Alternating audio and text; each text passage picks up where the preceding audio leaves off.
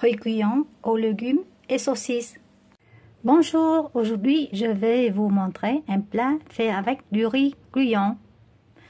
Donc je fais du riz cuillon avec les garnitures comme le chou de pomme ou chou rave on s'appelle, des saucisses secs, le carotte, le soja, riz cuillon. Et si vous aimez, vous pouvez rajouter du lait coco dans le plat.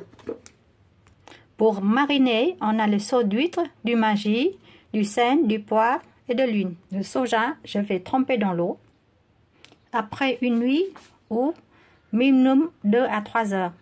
Si vous voulez accélérer le trempage de soja et de cuillon, mettez dans l'eau chaude du robinet. Riz cuillon aussi, je vais tremper dans l'eau. Riz cuillon et graines de soja, après tremper dans la nuit ou 2-3 heures, vous avez la taille presque de double. Je vais couper les choux en tranches, en julienne et puis en petites cubes. C'est la même pour les carottes.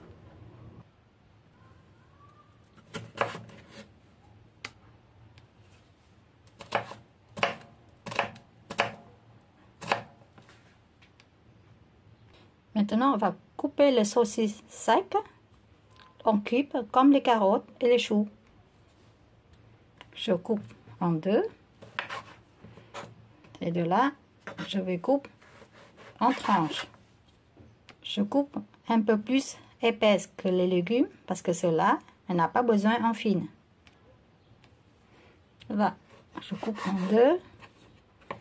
Et je vais mettre coupe en cubes.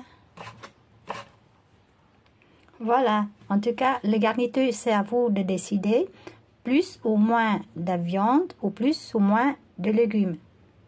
Et si vous aimez plus de goût, on va rajouter des ciboulettes, échalotes, de l'ail.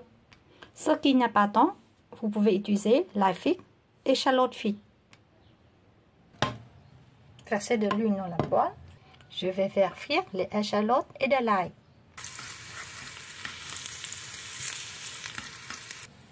À point de doré, je séparais de l'huile à côté et je gardais l'ail et échalotes frites à côté. Je laisse dans un petit bol pour garder à la fin. Je fais faire cuire la carotte en premier parce que c'est le plus long de faire cuire.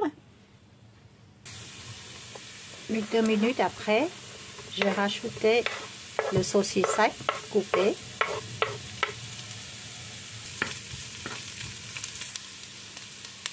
Et le chou.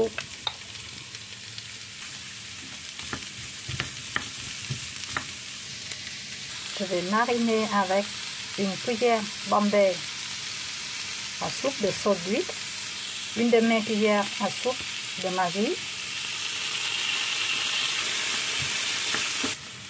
poivré.